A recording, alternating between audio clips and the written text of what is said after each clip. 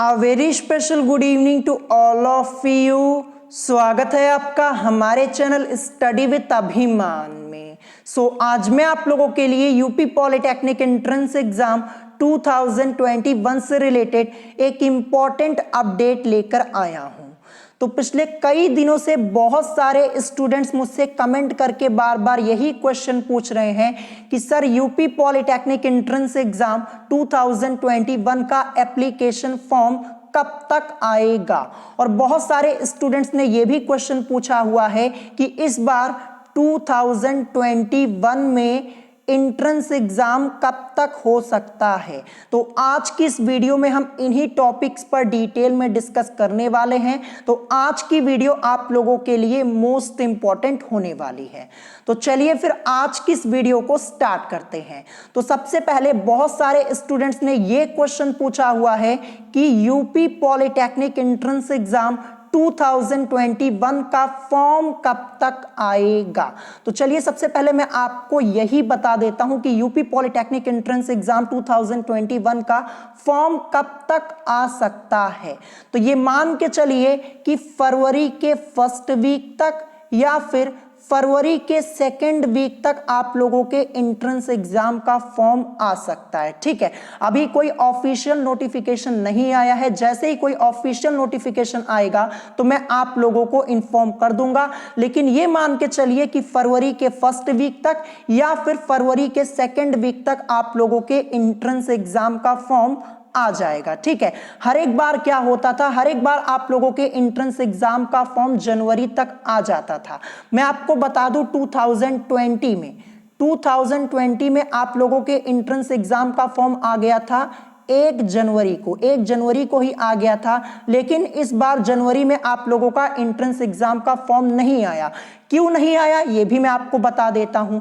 तो मैं आपको बता दूं जो 2020 का पॉलिटेक्निक का एंट्रेंस एग्जाम हुआ था, यूपी पॉलिटेक्निक एंट्रेंस एग्जाम जो हुआ था 2020 में, वो काफी लेट में हुआ था। सितंबर के मंथ में एंट्रेंस एग्जाम हुआ था 2020 में और दिसंबर तक तो काउंसलिंग ही चल रही थी और दिसंबर के लास्ट वीक से यहाँ पे सेमेस्टर की क्लासेस स्टार्ट हुई। इसी वजह से अभी तक आप लोगों के एंट्रेंस एग्जाम का फॉर्म नहीं आया हुआ है।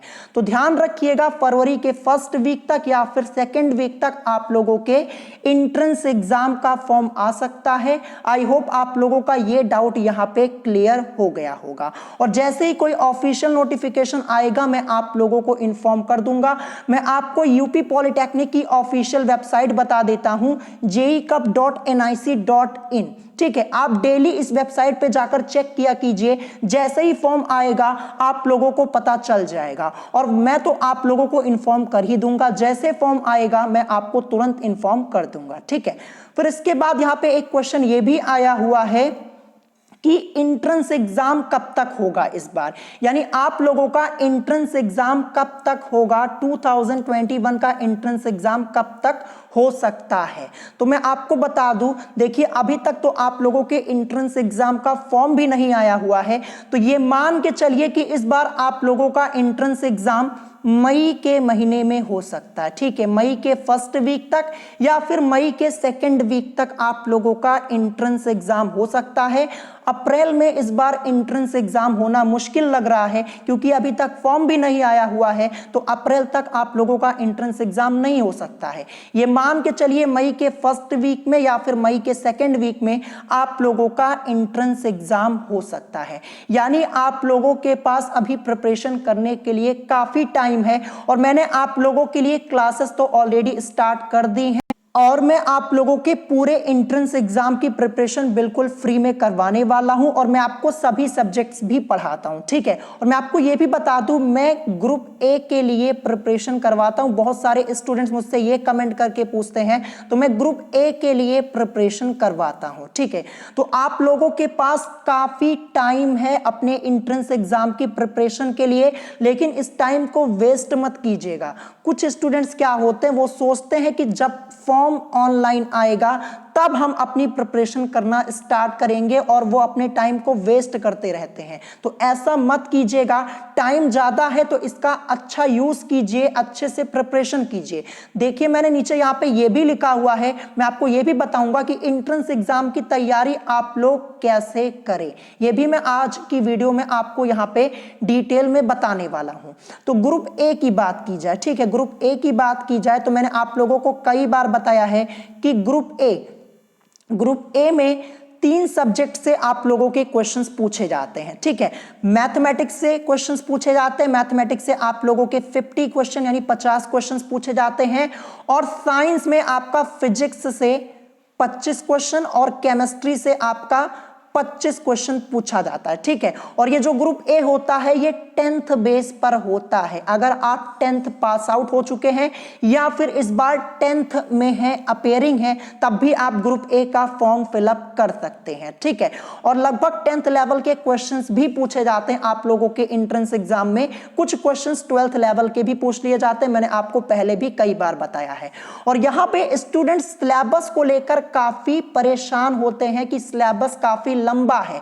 जी हां, आप लोगों के एंट्रेंस एग्जाम का सिलेबस तो काफी लंबा है, लेकिन सभी चैप्टर से आप लोगों के एंट्रेंस एग्जाम में क्वेश्चंस नहीं पूछे जाते हैं। मैंने आपको कई बार बताया, आप लोगों के एंट्रेंस एग्जाम में टोटल 100 क्वेश्चंस पूछे जाते हैं, ठीक है। और मैं आपको बता दूं, मैथ में आपके सिलेबस में करीब 40 चैप्टर्स दिए गए, 40 चैप्टर्स, और साइंस में, फिजिक्स में आपके करीब 25 चैप्टर दिए हुए हैं, और केमिस्ट्री में भी लगभग 25 चैप्टर दिए गए हैं, ठीक है। जैसा कि आप लोग देख पा रहे होंगे, अगर आप इनको ऐड करेंगे, मैथ और यहाँ पे साइंस के सिलेबस को ऐड कर दीजिए, तो टोटल आपको 90 चैप्टर्स यहाँ पे पढ़ने हैं। तो आप खुद सोचिए, यहाँ पे 100 क्वेश्चन आता है, क्या सभी 90 चैप्टर में से 100 को एक एक क्वेश्चन पूछा जा सकता है? ऐसा पॉसिबल है?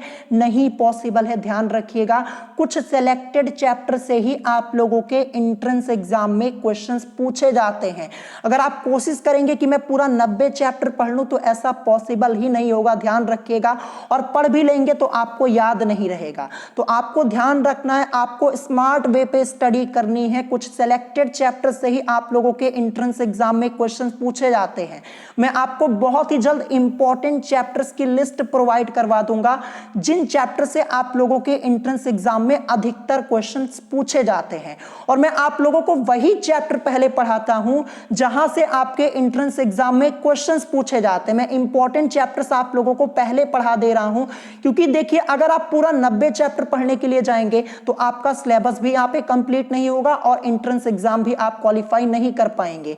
इतना पढ़ना पॉसिबल नहीं है। ध्यान रखिएगा, अभी आप लोगों के पास मई तक का टाइम है, ठीक है। ध्यान रखिएगा, मई में कहीं आप लोगों का एंट्रेंस एग्जाम होगा, तो काफी टाइम है। हम इंपॉर्टेंट चैप्टर्स को पढ़ेंगे जहां से क्वेश्चंस पूछे जाते हैं। बड़े आसानी से आपका सिलेबस भी कंप्लीट हो जाएगा और आप लोग अपना एंट्रेंस एग्जाम भी क्वालिफाई कर पाएंगे। लेकिन ध्यान रखिएगा कि अपनी स्टडी स्टार्ट कर दीजिए अभी से। ध्यान रखिएगा, मैंने नवंबर से ही आप लोगों के लिए क्लासेस स्टार्ट कर दी थी और काफी चैप्टर्स भी मैंने आप लोगों को पढ़ाए हुए हैं। और लास्ट ईयर 2020 में तो मैंने आपको बहुत सारे चैप्टर्स पढ़ाए हुए हैं, तो आप वहां से भी जाके पढ़ सकते हैं। प्लेलिस्ट बनी हुई है, जो 2020 में मैंने आप लोगों को पढ़ाया है वो भी आपके एंट्रेंस एग्जाम के काम आएगा। ध्यान रखिएगा, एंट्रेंस एग्जाम में काम आएगा। ऐसा नहीं है कि उन वीडियो से अब क्वेश्चन नहीं आएंगे, वो भी आपके काम की वीडियोस हैं। ध्यान रखिएगा, तो वो भी पढ़ लीजिएगा। और इस बार जो इंपॉर्टेंट चैप्टर्स होंगे वो तो मैं आपको पढ़ा ही दूंगा। तो मैंने आपको क्या बताया कि आपको स्मार्ट वे पे स्टडी करनी है। अगर सभी चैप्टर्स को पढ़ने के लिए जाएंगे आप कंफ्यूज हो जाएंगे और सभी चैप्टर से क्वेश्चंस नहीं पूछे जाते हैं। देखिए, 100 क्वेश्चन पूछा जाता है, 90 चैप्टर आप लोगों का है। मैं आपको बता दूं, किसी किसी चैप्टर से, मैथमेटिक्स में एक ही चैप्टर से 4 क्वेश्चन पूछ लिया जाता है, 3 क्वेश्चन पूछ लिया जाता है। तो क्या सभी चैप्टर से क्वेश्चन पूछा जाना पॉसिबल है? नहीं पॉसिबल है। ध्यान रखिएगा, तो हमें यहाँ पे सिलेक्टेड चैप्टर्स ही पढ़ने हैं।